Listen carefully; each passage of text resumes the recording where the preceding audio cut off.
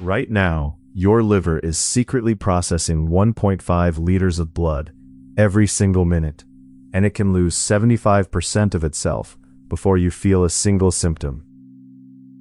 Your liver sits just under your right rib cage, about 1.5 kilograms of dark reddish-brown tissue, a substantial, irregularly shaped organ that dominates the upper right of your abdomen. Blood enters through two vessels simultaneously. The hepatic artery brings oxygen, and the portal vein carries everything your gut just absorbed from your last meal.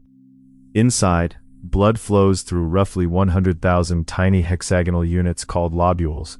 Think of them as 100,000 miniature water treatment plants packed inside one organ. Inside each lobule, specialist liver cells called hepatocytes grab toxins, drugs, and alcohol directly from the blood, chemically dismantling them so your kidneys can flush out some water-soluble waste, while other waste products are eliminated via bile and the digestive system.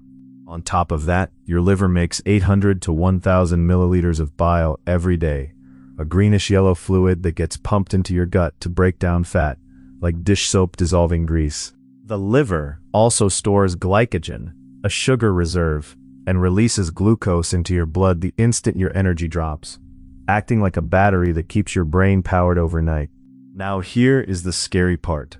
The liver's internal tissue has no pain receptors, allowing damage to build silently for years.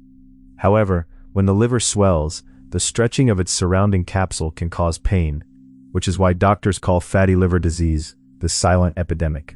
Over time, repeated damage from alcohol, excess fat, or viral hepatitis replaces healthy liver tissue with scar tissue in a process called fibrosis, then cirrhosis. But here's the remarkable payoff. Catch it before cirrhosis, and the liver is one of the only organs that can fully regenerate.